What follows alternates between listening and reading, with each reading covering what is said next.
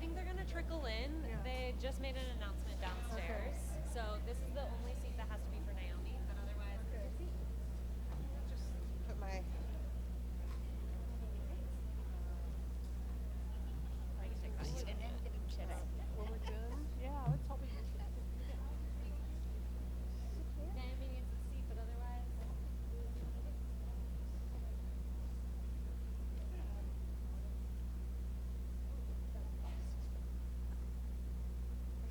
So where are you sitting in front of me? Right there next to us. Yeah. Great. All right, so we'll get started. Yeah.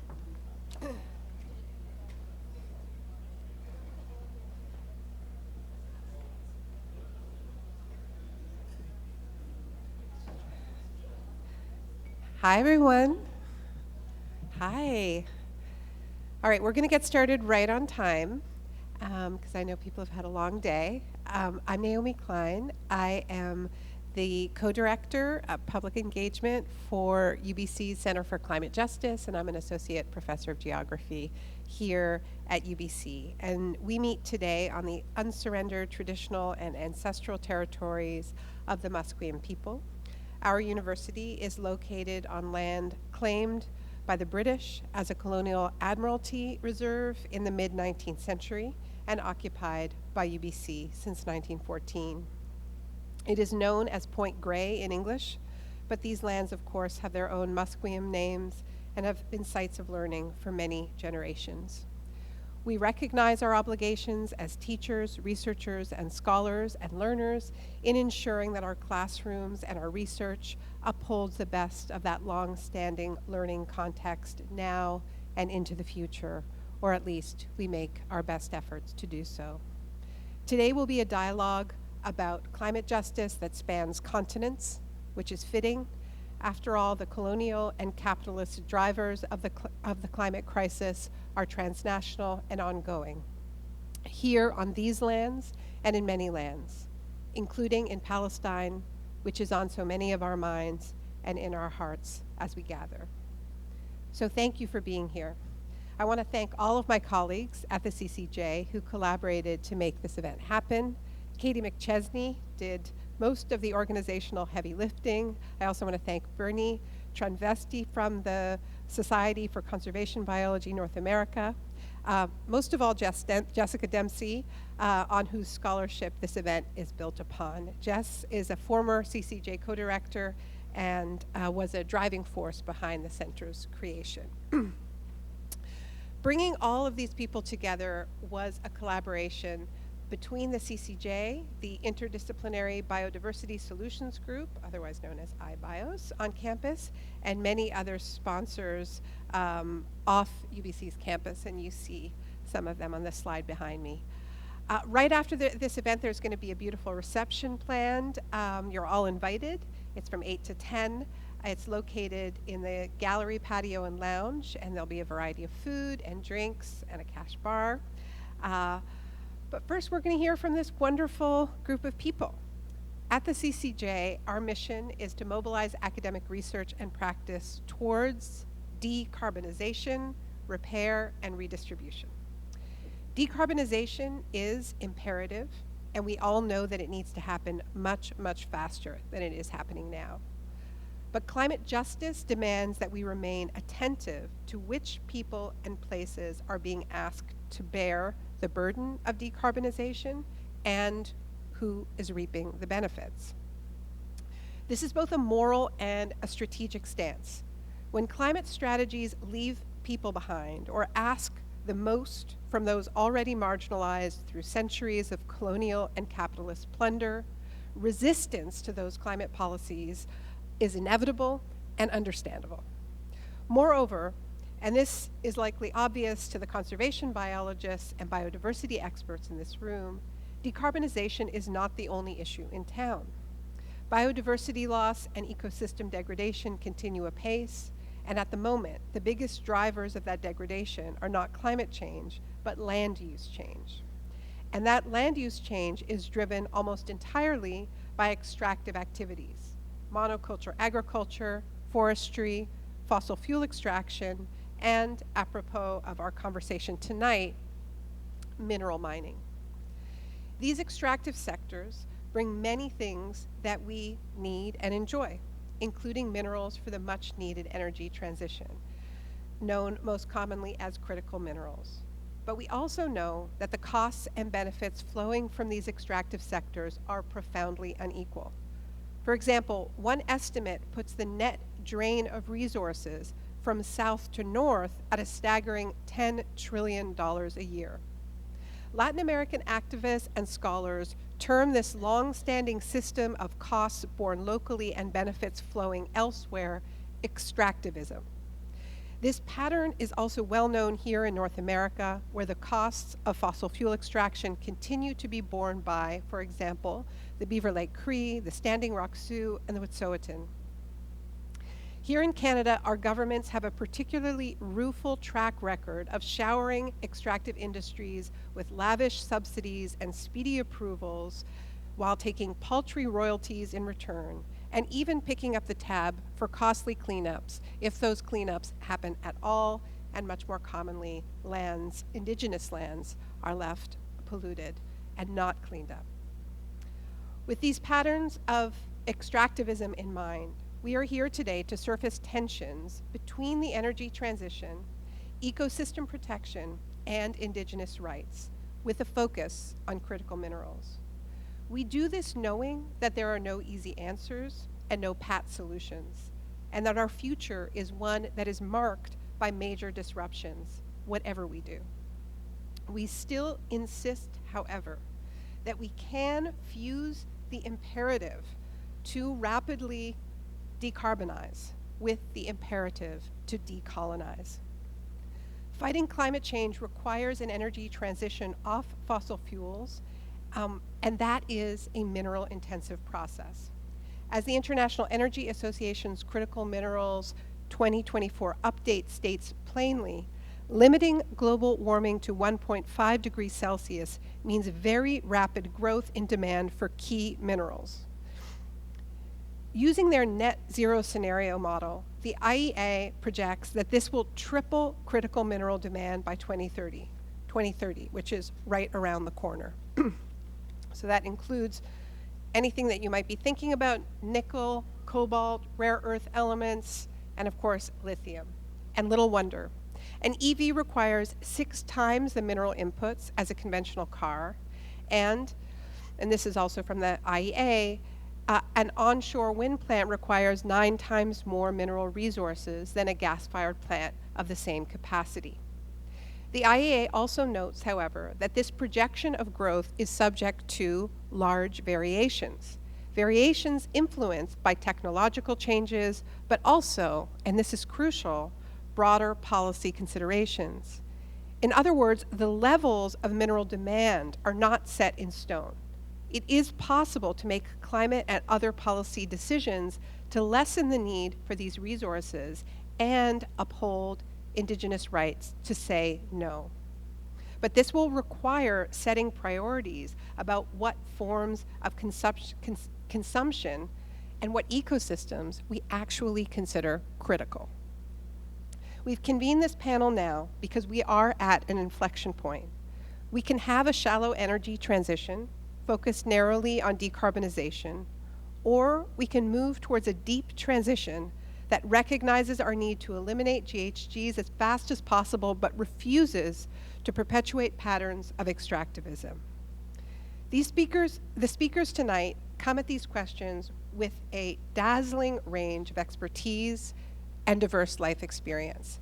I'm not going to be able to read all of their complete biographies, but we have slides that tell you about them in a little bit more depth. I want to save time for their talk, so I'm just going to very briefly not do your bios justice and introduce to you Anne Majereder, who is a Kaska elder and a member of the Wolf Clan in the unceded Kaska territory in the southeast Yukon. She was the former chief of Laird First Nation and the first to be democratically elected. Dorothy Smith serves her community as a counselor on Ross River Dene Chief and Council and is a past chief as well. She helps the Ross River Dene apply the wisdom of the old ways into today's world as they move forward in modern economic, political, and social development. Linda McDonald is also a Kaska elder and a member of the Laird First Nation and lives in Watson Lake, Yukon. She has been involved with LAWS, that's Laird Aboriginal Women's Society, since its establishment 25 years ago. Her Kaska name is Woodsy Ama, which means caribou mother. And just working with them over the last few days, we've been so moved by their collective leadership and insistence that they present together and in collaboration. And we're so honored that you're with us today. Thank you so much. We are also joined by Justina Ray, who is a leading scholar and practitioner on the impact of mining on biodiversity. In addition to overseeing the operations of Wildlife Conservation Society Canada, Justina is involved in research and policy activities associated with land use planning and large mammal conservation in northern landscapes. Bill McKibben is, among other things, founder of Third Act, which organizes people over the age of 60 for action on climate and justice. He is also the co-founder of 350.org, helped kickstart the fossil fuel divestment movement, wrote the first book on climate change for general readership back in 1989. Bill, we're so happy that you're with us. Cristina Dorador is an associate professor at the University of Antofagasta, Chile, a microbiologist, and a former assembly member of the Chilean Constitutional Convention who researches and advises on the impact of lithium mining on indigenous lands. So this is quite a convening. Once again, so much gratitude to Just Dempsey for just bringing this wonderful group of people together through your research and networks. And I am just going to throw it over to Bill. You can present from there or come on up here. And Bill is just going to set the table for us about why we need to be grappling with this transition.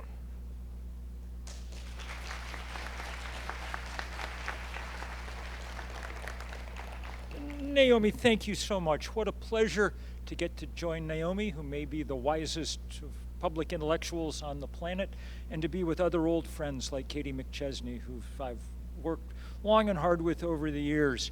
I've been given 10 minutes to kind of frame this conversation, so I'm going to give you 9 premises and 1 intuition about where we are at the moment. Premise 1, the worst thing that ever happened on our planet is now happening. I tried to start understanding climate change back in the 1980s when I was in my 20s. As Naomi said, I wrote what's sometimes called the first book on the subject. My efforts and the efforts of many others to offer a warning have largely failed. Now we are seeing in real time the early stages of what an overheated world looks like. 2023, our climate science colleagues tell us, was it the hottest year in at least the last 125,000 years. 2024 is hotter still. I don't need to tell conservation biologists this, nor British Columbians.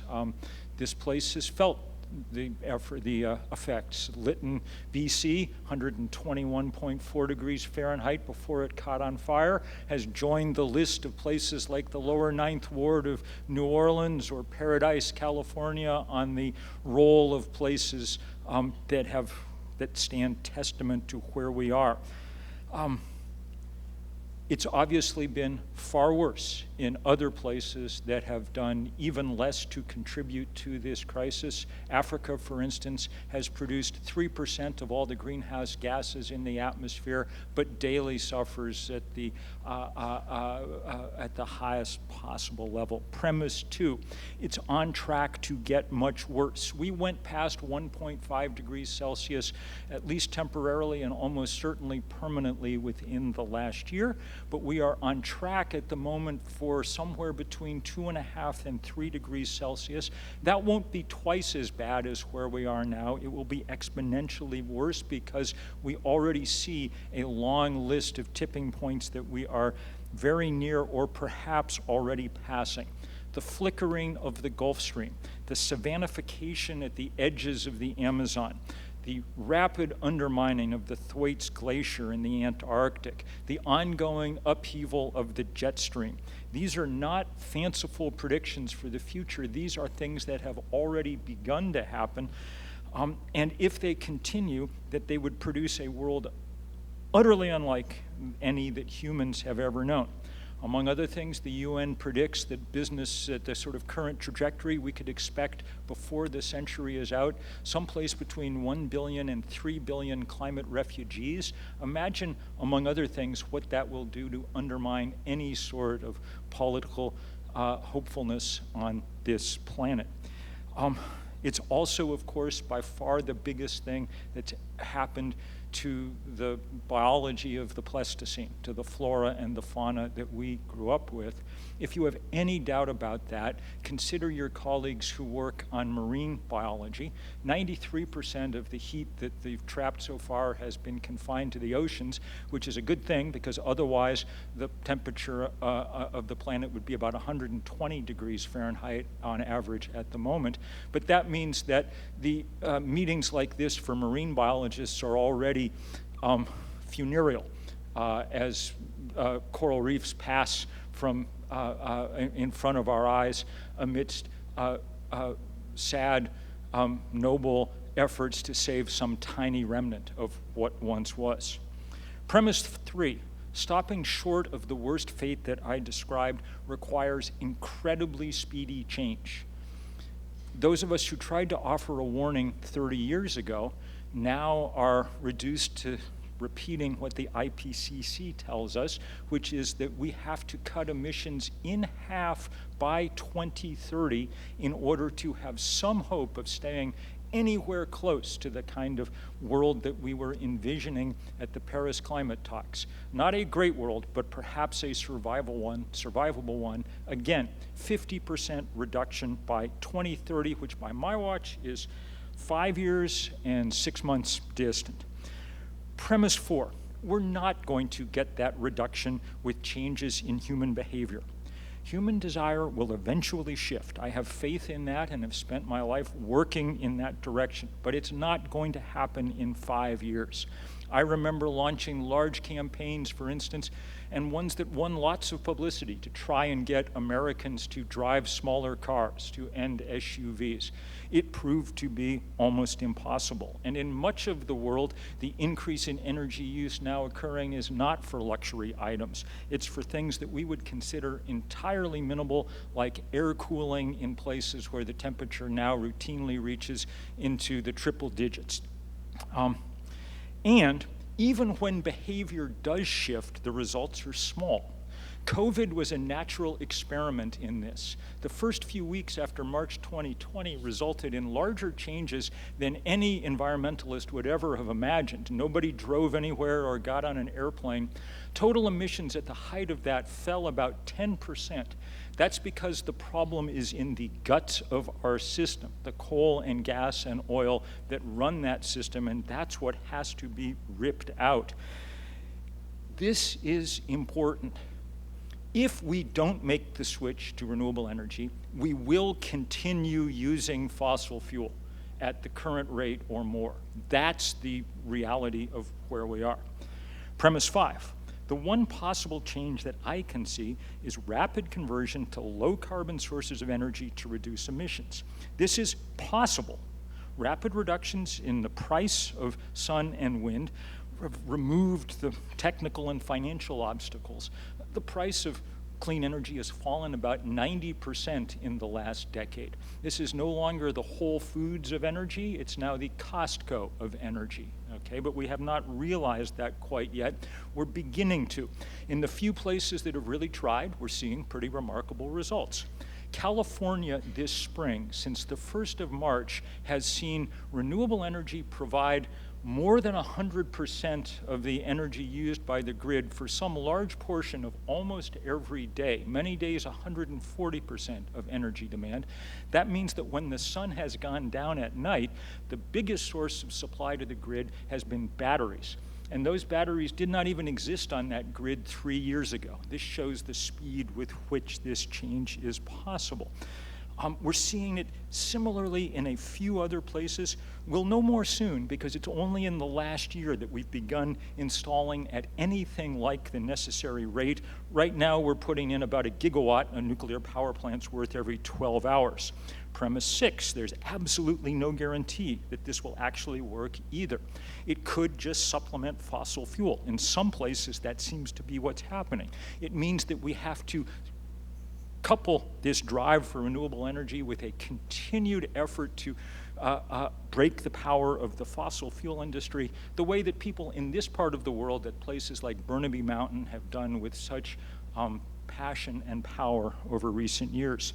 Premise 7, this conversion, if it happens, will be resource intensive. Things like lithium, copper, cobalt are transition minerals. They should not be grouped with things like gold, which we do not need more of. But resource intensive as it would be far less resource intensive than continuing to use fossil fuel. The mining burden will drop by some amount. It's not clear exactly how much, but the reason is because, just think about it, if you mine some lithium and put it in a battery, there it stays for 25 years doing its job. If you mine some coal, you set it on fire and have to go mine some more the next day. Premise 8, there are huge co-benefits that come with making this switch. Public health, for instance, 9 million people a year on this planet, 1 death in 5, die from breathing the combustion byproducts of fossil fuel. Those are confined to the poorest and most vulnerable people on the planet, people who are choking to death on those particulates. Not only that, but geopolitical power too often rests in the hands of those who control scarce supplies of fossil fuel. It would be nice to run on fuels, wind and sun, available to us all. Premise 9, they are costs that come from that switch. They are borne by those people and places where the necessary resources are located. That's not fair any more than it's fair that people in vulnerable places bear the burden of climate change and air pollution. There are ways to lessen those costs that I hope we talk about: substitution of minerals, recycling of minerals. But given the need to move fast, there aren't ways to eliminate those costs. My hope is that this talk, this effort tonight, and others like it will suggest more ways to try and minimize them. Finally, an intuition, not a premise. We've talked about this so far entirely in the negative, eliminating emissions by mining, so on and so forth. But I've come to think that there is a strong positive force here too. To turn to the sun as the source of primary power on this planet, just as we rely on it for light and heat and photosynthesis, is in some ways a very beautiful thing.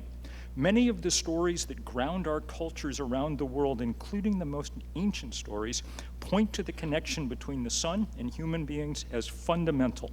My guess is that that's what we are called to make real in this time of crisis. Thank you.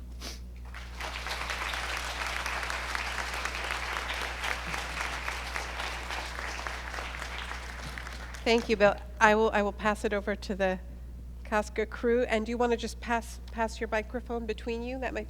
You want to come up? All right. The mic is yours. Oh, thank you.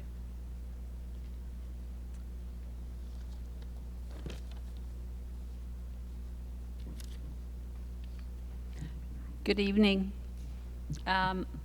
Thank you so much for being here and listening to our presentation.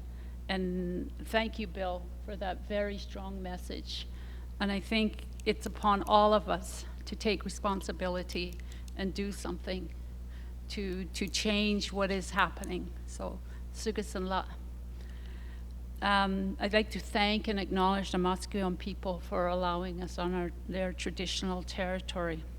We are the Cascadena people. We are from the southeast Yukon. We have 93,000 square miles of unceded territory. Our ancestors have lived on our territory since time immemorial. We have approximately 4,000 people that live in our communities. We have 5 Casca communities, 3 in BC and 2 in the Yukon. We are the Yukon. We are the last frontier. Our waters are clean, pristine nature. You can fly for miles or drive for miles and not see another person. And that's the way we like it to remain. Our ancestors and our people currently use our land. We are sustained by the water, the caribou, the moose, the berries, and the medicines. We lived for hundreds of thousands of years following our way, and with hunting and gathering. With the arrival of colonization, with the coming of the Klondike Gold Rush, our lives changed in the most drastic way. Our lives changed without our consent. Children were stolen and taken to the residential school, which we call the prison camps, without our consent. Our children experienced violence and rape and sexual assault at the residential school without our consent. Alaska Highway was built without our consent. The child welfare system imposed upon us was without our consent.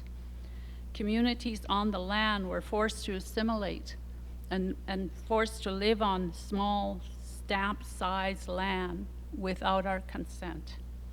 Mines have been destroying our lands without our consent.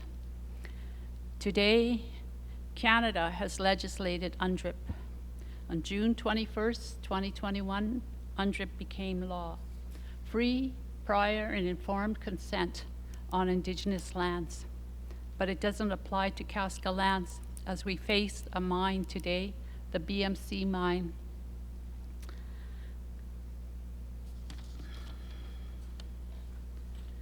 Government has been trying for 150 years to live by their colonial code. And for 150 years, we have been resisting their colonial code.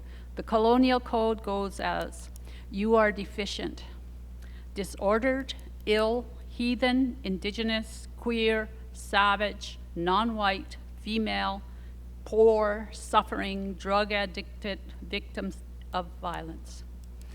I am proficient, Christian, European, male, white, near to God, expert, mentally well, educated, elected, wealthy, and secure. Therefore, I have the right and the duty to perform certain operations upon you.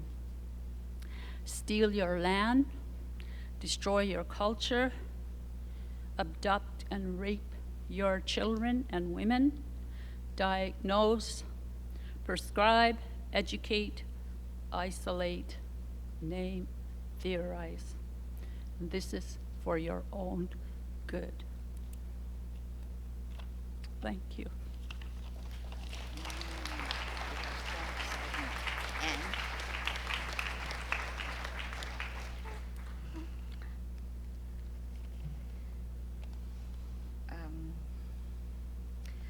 Our community of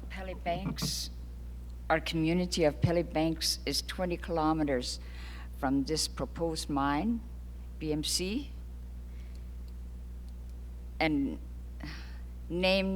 Pelly Banks was named by a trader who built the first trading post by Hudson Bay in 1820, which burnt later.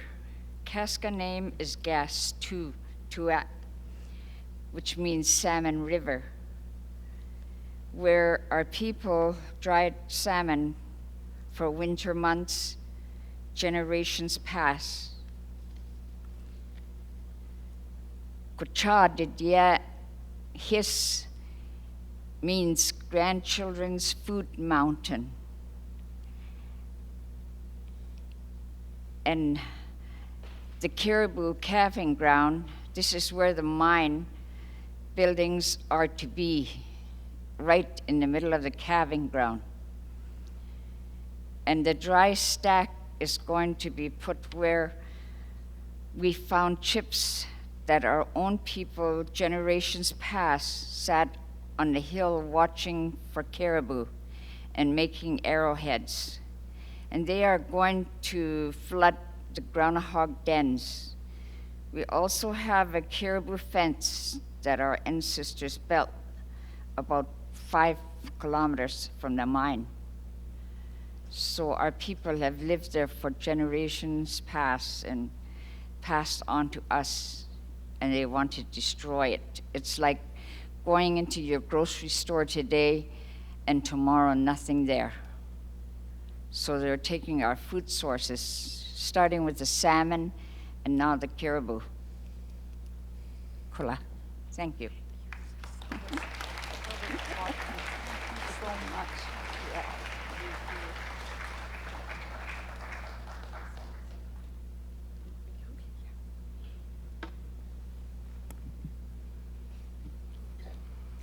My name is Linda McDonald. My Kaska name is Woodsiyama, which is Caribou Mother. The mine we are bringing to your attention is owned by BMC and is a lead, zinc, copper, silver, and gold mine. This mine is threatening our way of life and has already been approved, largely approved. Our people did not consent to this mine. Our nations were opposed to the mine all through the regulatory process. And it is now in the appeals court, which will be coming up in September. The mine has received all the official approvals, and they're just waiting for this appeals process to receive their water license.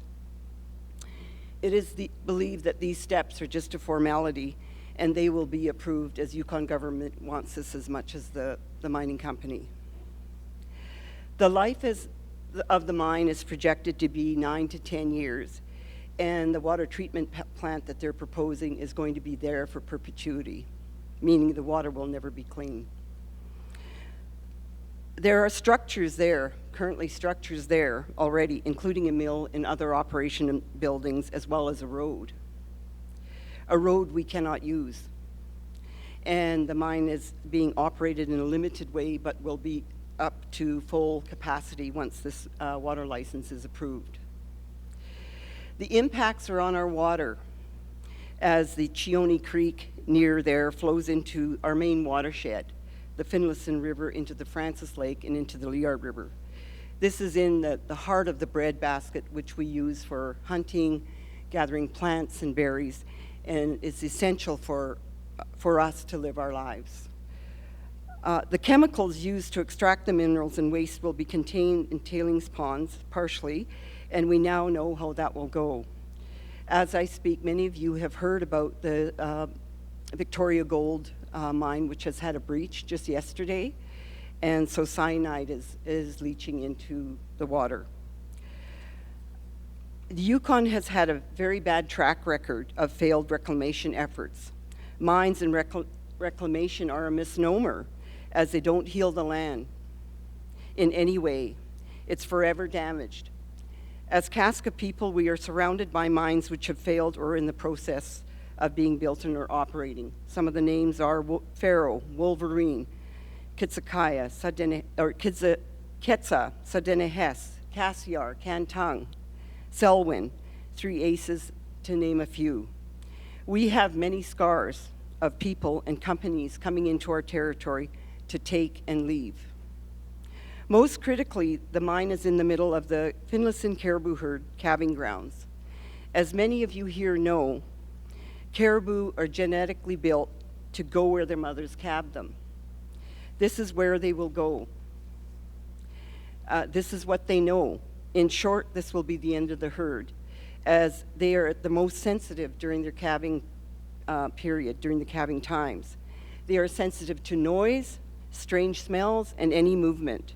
Their numbers will decline quickly, no matter what mitigating measures are taking, as the Kitsakaya mine is right at the caribou calving grounds, the Finlayson herd calving grounds.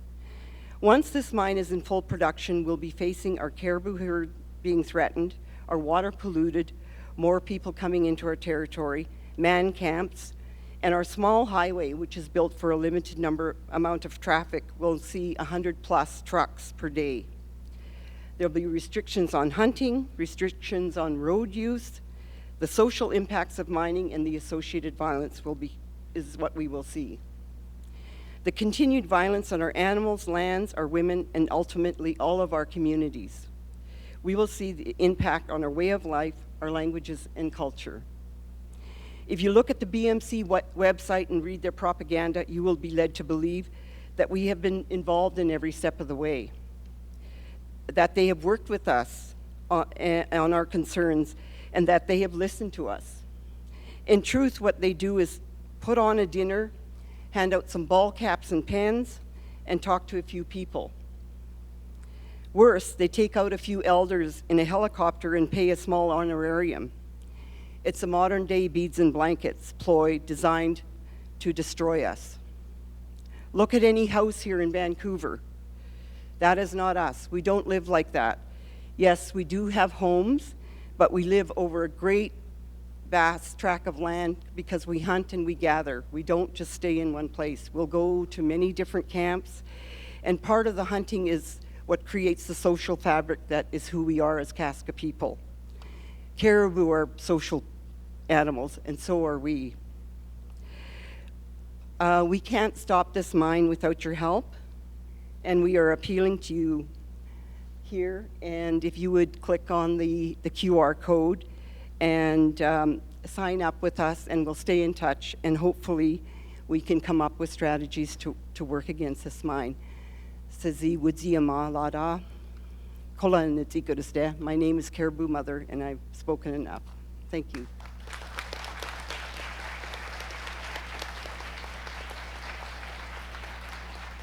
Justina.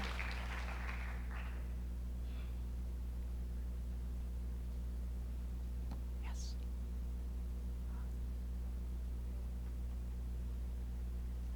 Hi, everybody. I'm going to bring us up to the Canada scale to look at a little bit about how this is playing out, so that we can all be on the same page.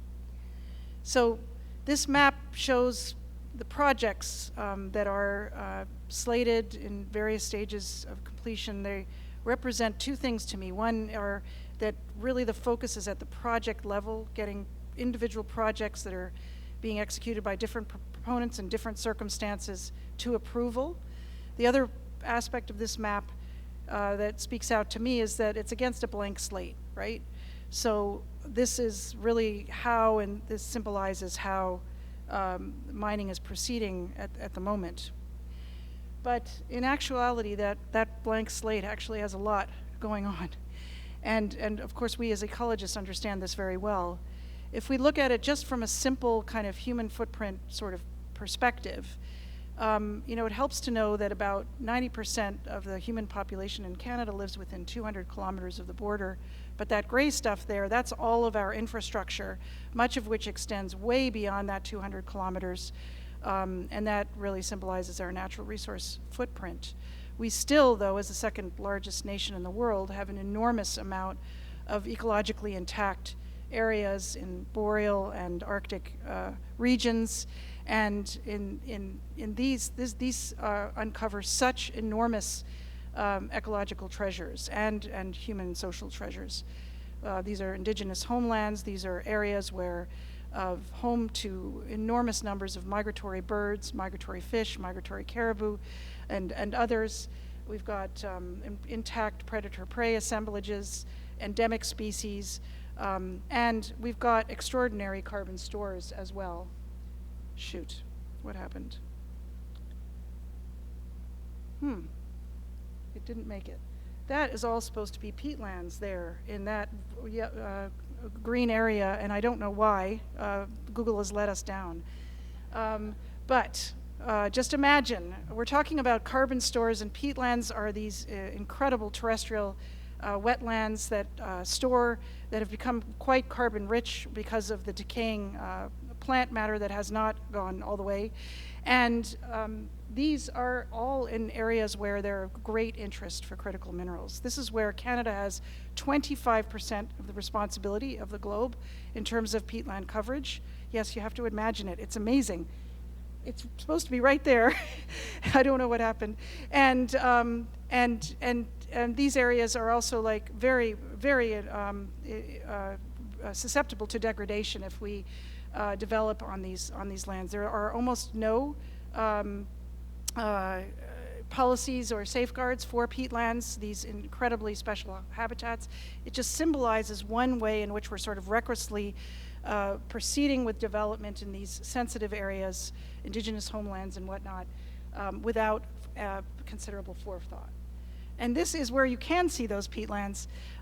You know, we're talking about an ecosystem that covers 3% of the terrestrial landmass, but has 25 to 30% of the carbon. And Canada has this outsized share. So again, if we recklessly develop on top of these, this is, means quite a few GHG emissions.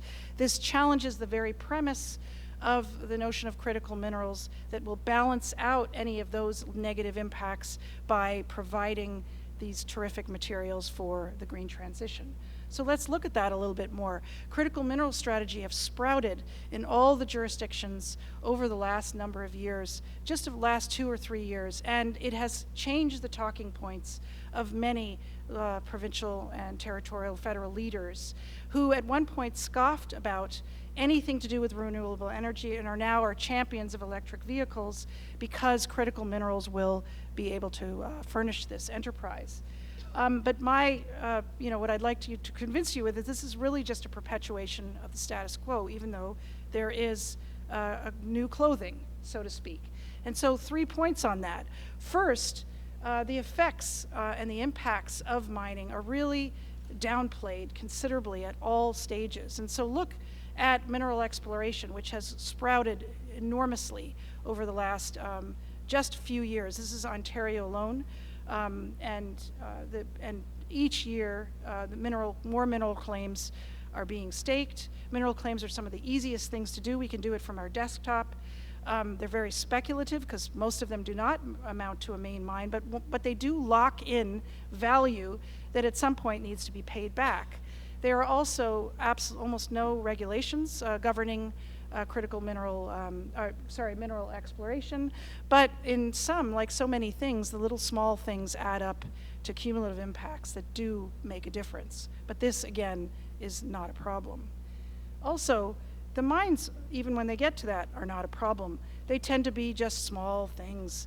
How many times have you heard, well, they really just are a small footprint, don't worry about it, it's all good. You know, maybe in contrast to oil and gas and forestry, maybe they're not taking up as much of a large footprint in terms if you look at the individual mine. But again, they have huge consequences in many cases at a watershed scale just by acid drainage, tailings, and so forth. We have legacies of mines all up and down in areas of Canada that have not yet been restored. And then we've got the infrastructure. And the infrastructure associated with each mine tends to be ignored for a project. It tends to be dealt with separately. But really, there are designs in many of our northern regions to bring in access roads, subsidized access roads. We have a lot of examples of roads that have been built that then or transmission lines like the Northwest Transmission Line in Northwest BC, where mining proposals that were very speculative at one point are all of a sudden quite possible. They come out of the woodwork, and these are growth-inducing impacts of these roads that are built and are not assessed as such. And so collectively, that means that the impacts of mines that are downplayed continually, that are mainly dealt with at the project level, are really very minimized at present and taken for granted. The second point about all this is that what are we talking about with respect to the critical minerals? And sorry, this slide was meant to be what do you call animated, so that it wasn't so busy. But you know, if we look at all the mines, the minerals that are mined in Canada, they have a number of about 60. But you know, the critical mineral list is actually only about half of that. So about 30 some odd. And you know, there are a lot of criteria for these that go well beyond the green transition. If you really look at those that are real transition minerals, it's only about 9 or so. And we should be talking about transition minerals, not critical minerals at this point, because the critical minerals that are touted by various governments in Canada in particular are there for defense, for economic reasons, for furnishing to other allies, and so on. These are all different reasons. And so if we really focus on the transition minerals that are important for the types of things that Bill's talked about, then we might be getting somewhere. The other thing to say is that graphic there is, that's what it is today. Like gold is actually our key production, gold and coal, not critical minerals, and this is rising. So somehow, whatever mineral development that we're doing right now, we're not really prioritizing the things that we need, nor are we really making sure that the things that we don't really need are not getting as much attention and aren't coasting along these subsidies and so forth. The third point is that the regulatory regime upon which all of this lies is flimsy and fragmented and incredibly old school and all focused at the project level. And we've seen just right now about how when you burden a project with all of these issues that really should have been dealt with at the strategic level a long time beforehand, you get these issues. You get local opposition, you get huge amounts of, you get concerns that really actually tend to hold up the projects from a financial standpoint. It's not the regulatory regime itself. And so this is something that, that really, we are way behind in terms of the archaic nature in which we do this. So in the last seconds of this talk, I just want to say that, there are other ways in which we might be able to conceive of this, which actually are strategic.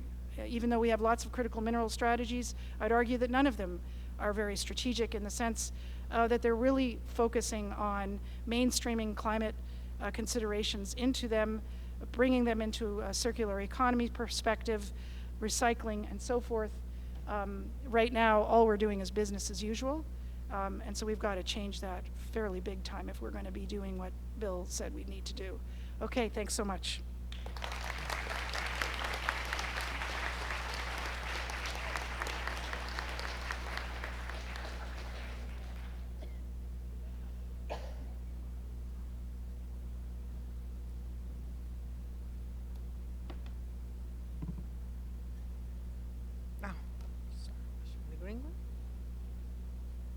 Okay, so hello everybody. Thank you very much to be here, and also I'm very happy and honored to be part of this fantastic panel and to know you. Well, I'm coming from Chile, as I mentioned before, specifically this area called the Atacama Desert. So my city is Antofagasta, and it's in the middle of the Atacama Desert, the driest place on Earth.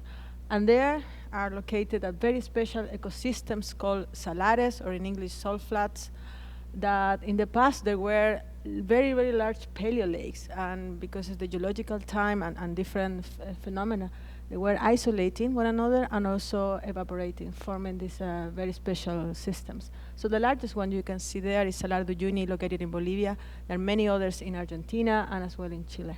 So economically, they call the lithium triangle, but they are in a unique biogeographical area. So salares are very important ecosystems. So it's the first things to say, because actually because they're aquatic ecosystem in the middle of the desert. So that's why they not only store water, also they have the highest biodiversity of the whole area of northern Chile and northern Argentina as well. So these ecosystems are also very interesting because they are called extreme environments. For example, in this area we receive the highest solar radiation on Earth. So the more than 2,000 watts per square meter is almost the same, the extraterrestrial irradiance. So you have to think that all the species living there are very well adapted to actually resist this high solar radiation. But at the same time, these lakes are under a high pressure of evaporation, so that's why they have a negative water balance. So that means evaporation is always larger than the waters that come to the system. They have a high biodiversity and also a high endemism. So all together make them to be a very fragile ecosystem. And also very important to say, indigenous community live there at least in the last 13,000 years. So they are very important sites for many reasons. So salares are not just, as many people think, a simple aquatic ecosystem. They're very complex because they're under the limit of life, of everything. They're hypersaline, so most of the life there is microbial. So many people, when we talk about bacteria, they think they're nasty things. But actually here are very, very important because it's the trophic basis of the functioning of the ecosystem. And also you can find in salares typically these emblematic species like flamingos and others. And well, salares have been very important in the Chilean history because most of the economical history of the country is strongly associated with salares. First, for example, we have to say that all mining industry needs two very important ingredients, water and energy. So in the case of the water, again, we are in the middle of the desert, so apparently it's no water. Salares actually have been the source of water for copper mining historically in the last 100 years, and also now of lithium. And that's also caused a lot of environmental problems, producing irreversible environmental damage of these ecosystems.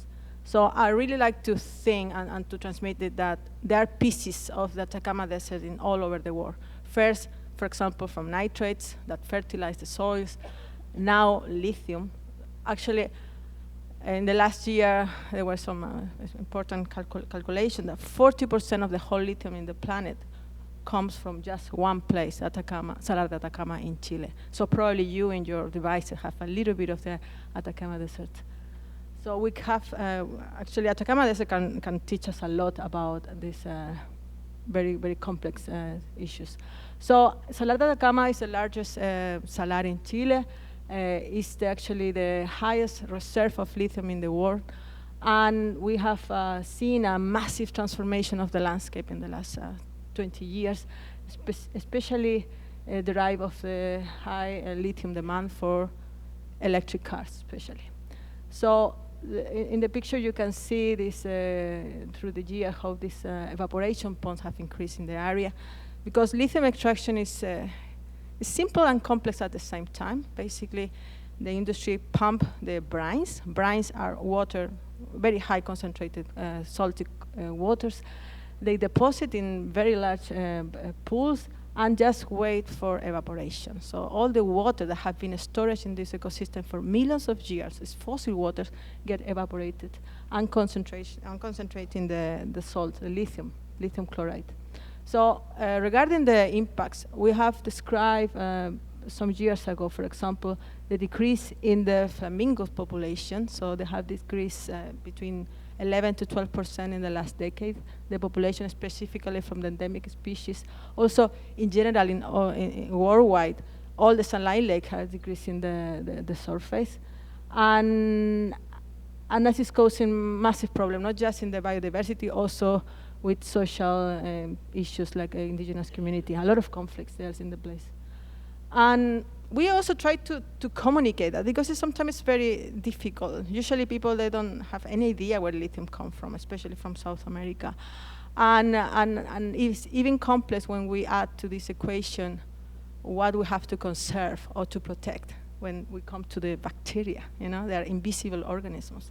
So it's kind of complicated. That's why with a colleague, that's anthropologist, we developed this idea of the micro-disaster. We're not just seeing natural disaster or the effect of climate change in biodiversity. Also, we are missing, and we are actually being seen at the real time, a loss of biodiversity at microbial level and invisible levels. Recently also have been published a paper showing that the lithium mining in South America, especially in Chile, is affecting geodiversity. So we're not just talking about biodiversity, also what sustains life, all the mineral transformation and many other factors, and sustainable development goals. So we're talking about biodiversity loss of ecosystem services, increasing social conflict, and of course, depletion of surface and groundwater. But another thing that also is important, I think, to bring into the conversation is about the narrative. We listen a lot about that lithium is the key element, basically, to save the planet. And also, when we hear, again, I'm from the Atacama Desert, there's no water, no trees. green mining. What really that green means for us? So there is a lot of things that pay me a lot of attention. For example, some years ago, I was very lucky and honored to be part of the Constitutional Assembly. We proposed a new constitution for Chile that put nature at the center. Because we need to change many things, and also we need to change how we think politically these problems. So that was portrait of the New York Times and the year. Because also we try to get into attention that it is possible also to think in a different way. But at the same time, we usually see these headlines like salares a la venta, like salares are just objects to be on sale. So just some conclusions. Antofagasta region, where I come from, this northern part of Chile, includes the most concentrated region for mining. Previously were nitrates or salitre, now copper and increasingly lithium, as well as having the most marked history of environmental and social injustice. So we need to think about future regional scenario after lithium boom, because that will happen at some point. So the history will repeat itself. Also, lithium is, we have mentioned before, it's a key element for energetic transition. Nevertheless, the extraction from this very fragile ecosystem produce irreversible damage of the environment. So, of course, many people are working very hard to advance in technological new strategies for exploitation, but again, we need to check very well the impact of those new technologies, because it's very common to hear this techno solution, like there is one solution for everything. It's not like that. And again, we have a major problem in conservation of this ecosystem. Northern Chile is a place on Chile that is have less protected area. So now currently the government is running a new massive strategy for protecting salares, at least 30% of the surface, but at the same time, another 30% is going to extraction. So it's kind of very, very complicated issue. So, and to finish, I would like to say that salares are not mines, are ecosystem.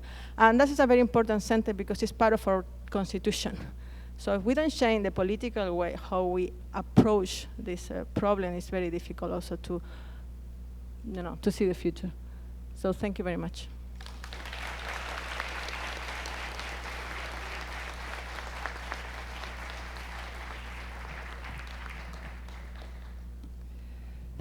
Thank you all. Thank you to our signers.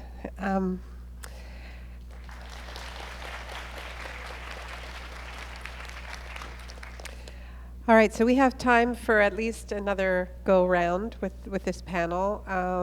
And it was just an incredible range of perspectives. And of course, we know we're only scratching the surface, right? This is such a, it's such a global issue. There's so many levels of it, but I think we're glimpsing the complexity here.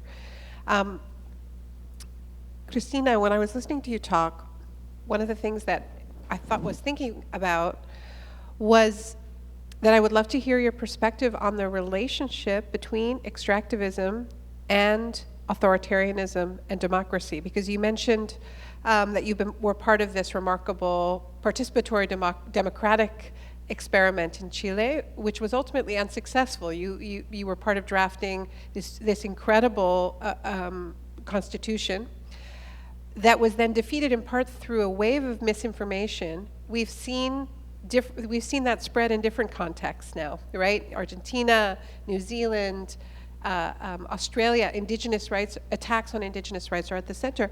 I was also thinking about Chile and the coup in 1973, which was over copper. So what are your thoughts about the relationship between misinformation, authoritarianism, which of course is surging globally, and extractivism? Yeah. Yeah, sometimes it feels like history repeats every, 50 years. And now we're actually seeing, again, a massive transformation in the country regarding the critical minerals or transitional minerals. And the same thing are happening again. I mean, because we haven't changed much. I mean, for example, the country is still being very centralized. Indigenous communities still being, without much participation that should be. So that's why when we wrote this fantastic book, the proposal for the new constitution, we try to put all these things missing together. But one key element, I think, here for misinformation is diversity. We need to diversify governments. We need to diversify ideas. Because, as I mentioned, the narrative, all these ideas coming from the Northern Hemisphere, and we have to just accept it and adapt it and use it. But where are local thinkers? Where are the local knowledge, knowledge from the indigenous community? So, and that is something very deep into the equity, and we need to really push from our government, but also push from the government that wants more lithium, for example. And it's something that is not in the conversation yet. So it's complicated, but at least we have a real nice window of hope some years ago, and I really hope that will happen again. And finally, we can change our mind between our relationship with nature, because we humans are part of nature. And that's actually, just to say that me as a microbiologist was very important, because we know 50% of our cells are microbial. So we are an ecosystem. We are not just a human being. We are an ecosystem interacting with everyone. So, scientifically it is. So why is not in the conversation in the political point of view? Thank you. Thank you, thank you. Well, I want to return to the three of you, bridging from what we just heard from Christina about the importance of voices that are not heard, that are not part of these critical conversations in defining what is critical. I know you'll decide who's going to talk, but Linda, you, I just wanted I wanted to ask all of you what you wish that politicians, provincially, federally, understood about what you want your future to look like, the future in your territories. But Linda, maybe I could start with you, because you shared with us that your name means caribou mother, and I want to ask you what that name, what responsibilities that name carries in this conversation. When we are born and as we grow up, we are given a name, and actually I've had several names. This name was given to me. My aunt told me about 20 years ago that I should use my great-grandmother's name, Woodsiyama, caribou mother. It's a slightly different dialect from Pelly Banks, which is Kudzi. Kudzi is the name that the mining company has taken to call their mine, which is really, really insulting. But all of us were raised to respect the land and respect animals. So it's all part of who we are. So anything that is going to really undermine or damage the habitat or animals, really, it really hits me to the core.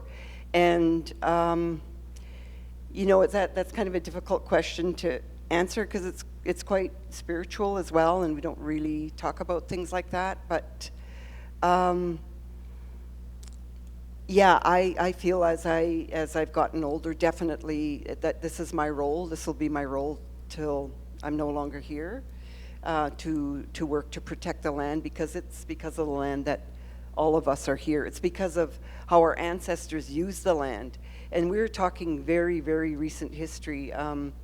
My grandfather, Frank Watson, came up for the gold rush. He was from California. That's who Watson Lake's named after. So that's very, very recent.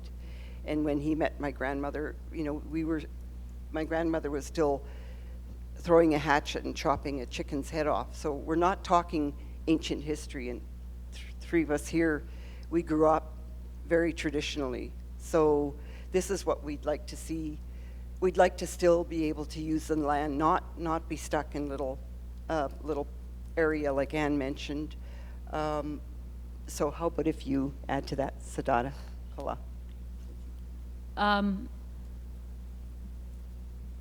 There needs to be a paradigm shift with how mining is done in the north. Today, First Nations, when there's mine to be developed, the mining company meets with the chief and council, excluding the rest of the people who have concerns. So it's done in isolation agreements, SEPA agreements. They negotiate SEPA agreements, social impact agreements, together. And oftentimes what happens, we have consultants who come in, and these consultants are paid to negotiate agreements. They're paid upwards of $300,000, plus a percentage of what they get from the deal. They have no regard for the mine, for the land or the environment, because it's all about money for them. How it should change is that we should be leading the environmental process. We should have our own environmental declaration that's followed. However, we have such limitations because we don't have the resources. And the government of Canada and the government of Yukon assures and makes certain that Indigenous people do not have the resources to do what we need to do. So, but this has to change. The other issue is that we are, in our Dena way, we are the matriarchs. And in our tradition, it's the matriarchs that take care of the land and the water. And it's not done that way anymore. So we need to go back to our traditional cultural ways and follow our ancestors. And that's what my mom said. My mom said, the world is in trouble because our people have forgotten our ways. We have to go back and follow our own ways. But thank you, Citizen La.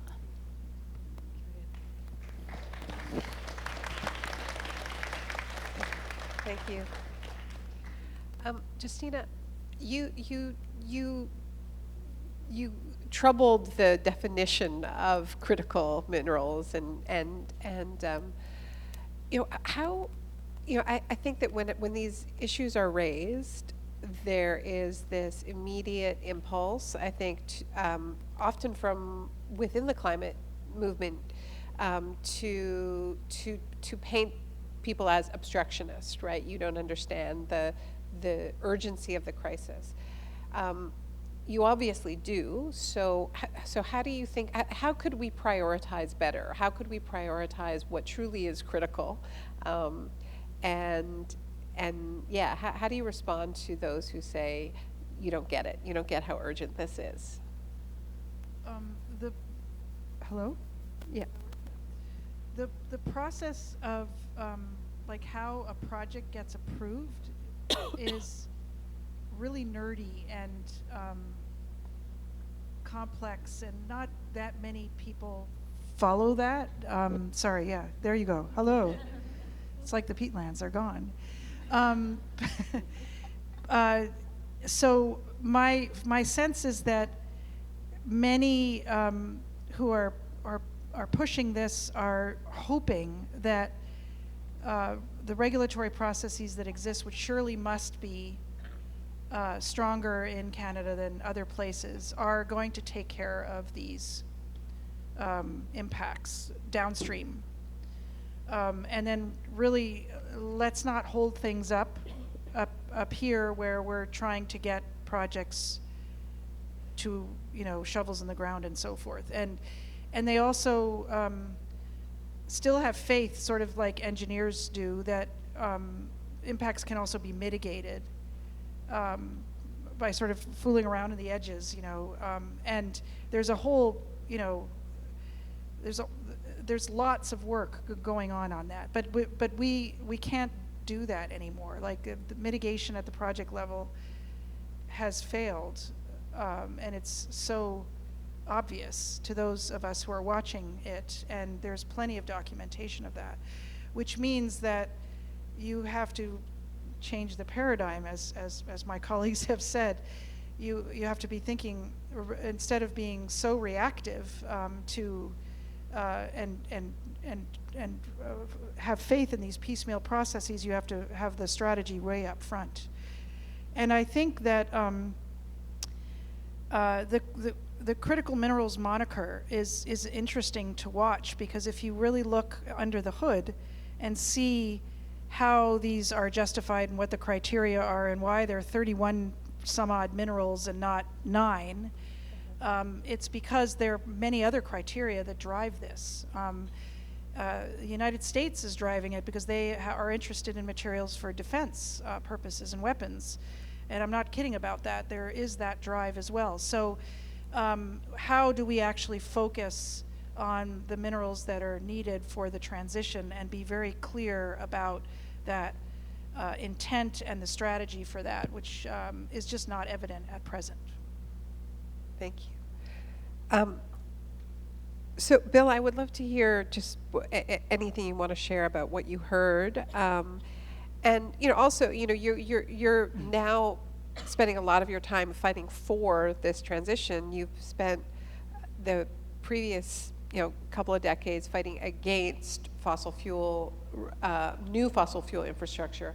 Where we are seeing both happening, right? It seems like we're getting kind of the worst of all worlds in a sense, because the new so-called critical mineral infrastructure is not being accompanied by a wind down of fossil fuels. In fact, that's accelerating too, certainly where we are in BC.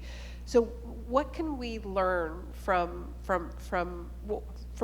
your experience fighting fossil fuels as we think about this? Well, a few things. I mean, one, it's not clear that we're not starting to see a transition in the fuels that we use. It really appears that fossil fuel use has plateaued now. We're very near the top of the peak. And I was talking about California earlier, and its rapid conversion to renewables over the last 2 years. It looks like gas for the use of gas for electric generation is down about 40% year on year this year. Those are numbers that start to count. Second thing I'd say is that physics is implacable and doesn't give us any much wiggle room at all. But the third thing I'd say is that history is pretty implacable too. And it's entirely possible that we're now, as a planet, going to pay the price for the long history of oppression and injustice that's put us where we are now. When I've written about these things, I've said, I think that it should be entirely clear that Indigenous communities, at the very least, have the right to simply say no. We're not going to do this.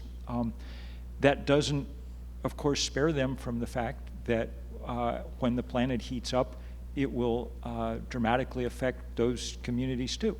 And I mean, there's not going to be, let's just be clear, a caribou herd across northern Canada if the temperature is 3 or 4 degrees higher.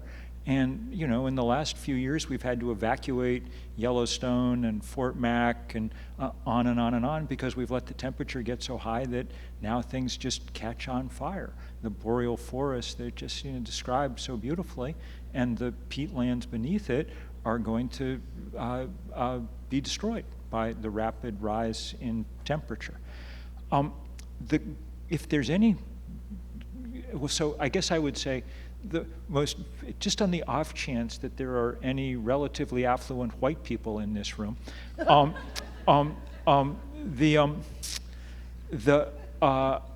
onus, I think, is at least on people in that category to make sure that they're not obstructing this transition.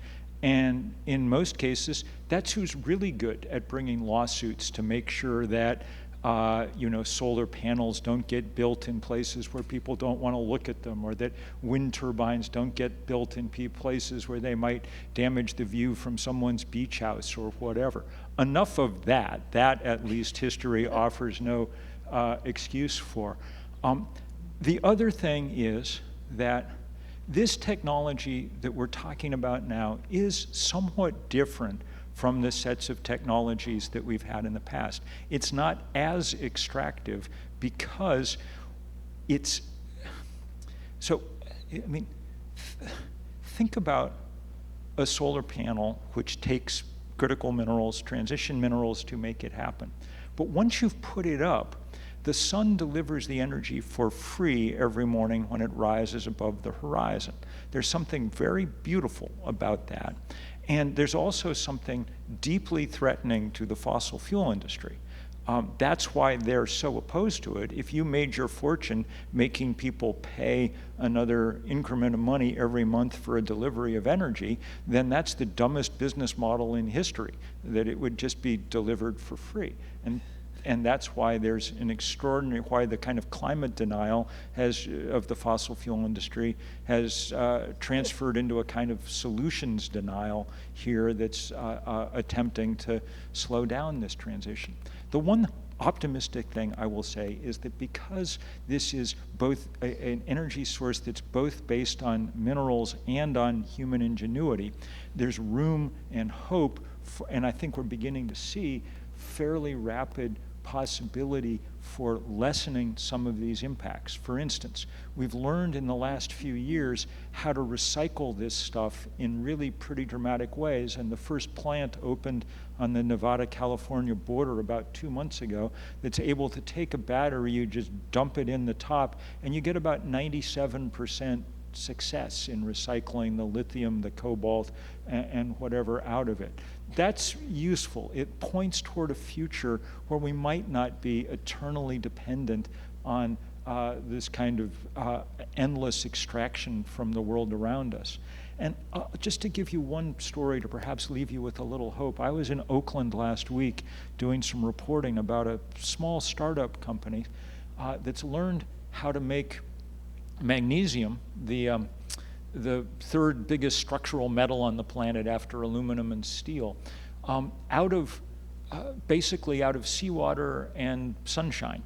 Because there's now so much excess solar capacity in California, it means that there's cheap electricity much of the day, and because magnesium can be, unlike aluminum, smelted intermittently, that is, you can stop it when the price goes up, they're figuring out how to use that excess solar capacity to turn seawater into structural metal.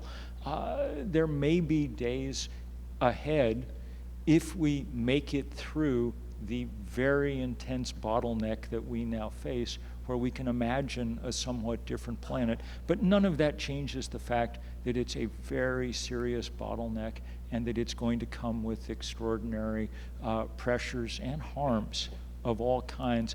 We're not getting out of this for free. I just would end by saying the thing to keep reminding ourselves is the choice is not between the kind of mining that we've been discussing and nothing. The choice is between that and the mining that produces fossil fuel with the other damage to the climate and to human lungs that fossil fuel produces in such unbelievable extremes now. Thank you for that, Bill. It's a reminder, sometimes activists get told that that we are looking to make the perfect the enemy of the good, and I always say, perfect left the building a long time ago. We're just, but I think this raises something important, and I want to give the rest of the panelists some space to offer any final reflections on this or anything else that's really burning on that you want to share before we say goodbye. There are different ways to say yes, right? And there are different different ways to consume. There are different policies that we can be choosing to prioritize, including the right to repair and the duty to repair our electronics rather than just be replacing them. And there's been a little bit of headway with that. But there's also different ownership models, right? And of capturing more of the benefits in communities. So yeah, I just wanted to open up some space for any of you to reflect on maybe ways of saying a partial yes that could speak to the paradigm change that Anne called us to. Who wants to go? Christina? Justina?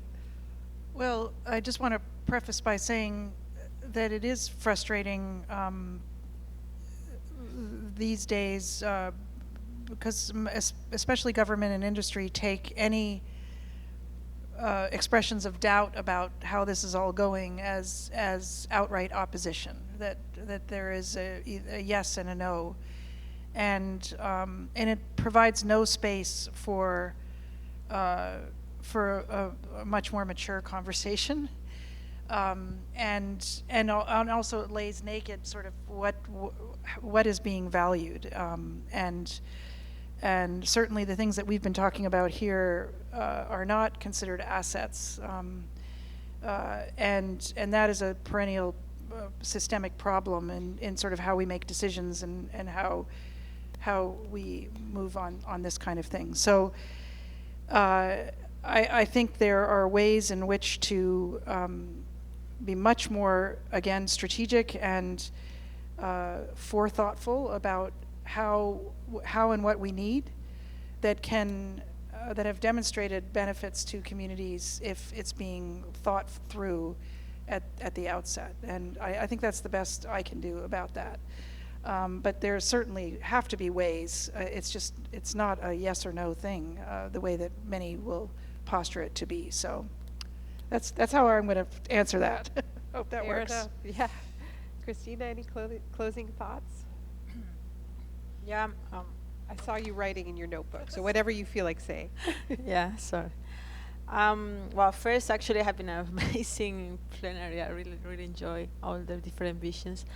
But I think it's important to mention as well about planetary limits, because sometimes we talk about, I don't know, mineral extraction or everything like the resources are infinite, and they're not. So at some moment or point, they will decrease and make it more difficult to obtain. So recycling is a good way, but also by now requires a lot of acid, sulfuric acid. So, things, as you mentioned, they're not black or white. They're very complicated. And that's why it's very important to add knowledge and scientific knowledge. Also, all over the world now, there is a kind of battle against knowledge and misinformation. So we need to also recover science-based decision and including the knowledge of indigenous community as well. That's why also in the proposal of the Constitution we include system knowledge as our human rights. And to end, maybe a positive message, especially for young people that are here. Sometimes you get very frustrated about this type of panel. I think it's bad and terrible. But no, we have to actually work together. Sometimes these battles are very lonely. For example, here, these amazing women, sometimes they feel maybe alone, but they're not. Happen all over the world. So we have to be together and we join our problems as well. We are, as I mentioned at the beginning, they're global issues and not personal issues and local issues. So that's why also you are all ecologists mostly have to talk about it. Change the way also we publishing science and doing more democratically. Transfer this knowledge to the people. That's the thing, is the most powerful thing that we can do now. Thank you. Thank you. Well, I really want to thank everybody for coming tonight. And I really feel hopeful seeing so many people here. And I really want to convey to each and every one of you about the state that we are in and what we're noticing in the north. We are noticing changes that I haven't seen when I was a child. We have permafrost that's melting. We are having extreme weather. We don't have winters anymore. We don't have a lot of the bugs. We have new birds. We have new species. There's so much changes. We have snow. My sister and I, we were always saying, that's funny, snow, because the snow isn't melting. When we were children, when the snow melted, we had puddles all over. This snow that comes, it doesn't have the water content in it. So there's very serious changes, and I feel we are all together in this. It's not about the north, it's not about the south. This is about all of us. And I'm really calling on each and every one of you to join our resistance. We need your help. And we'll give you our email, our phone number. We need help because this is a David and Goliath situation we're facing in the Yukon. And we are not being respected. There is no consent whatsoever from our side. So thank you so much. Sugusanla. Thank you, Anne. Katie, maybe while Dorothy is talking, you could put up that slide. Oh, If I can speak. Hello? Okay. I'm not a scientist.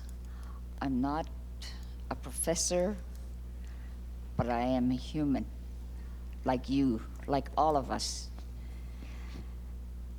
I'm thinking about the pollution that's happening, not only in our country, not only on our land, but everywhere. You go into the store today and look at all the chemicals that they have on the shelf. It's going into our water system. What is it really doing to the ocean and the fish? Everything, all the cleaning stuff that you use to clean your house, what is it really doing to the water? And where does the septic go once it's released from your home? All of these things go into the water system. And so what we're drinking and what they say we're drinking, like clean water, is it really clean?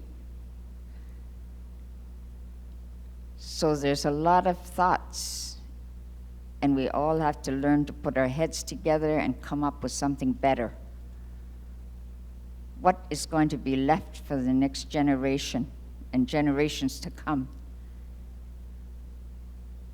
Once you destroy what we're living on now, there won't be anything for our children. Is it safe even to go and breathe the air that we have? So a lot of these thoughts, like Anne said, we need your help. We need everybody's help. To tell the government that there's some things that we don't want, we don't need. There's so much garbage, even in the ocean.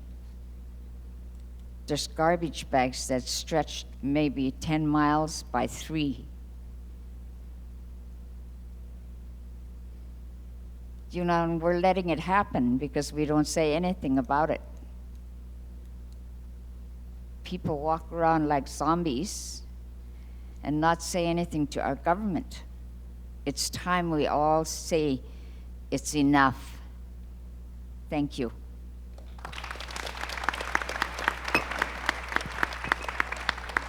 thank you. Well, thank you all for coming and sharing this, I think, incredible conversation. A huge gratitude to all of our speakers, all of our guests. And thank you for asking for that solidarity, for that mutual aid. I think there's a lot of people in this room who are going to be interested in forming new relationships and new friendships.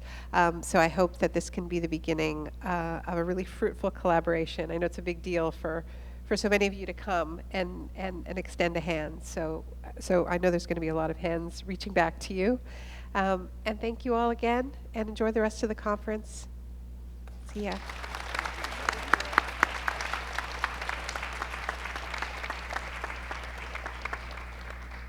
And just a reminder, on the 4th floor, there's food and drinks and a whole patio to go check out on the rooftop. Please enjoy.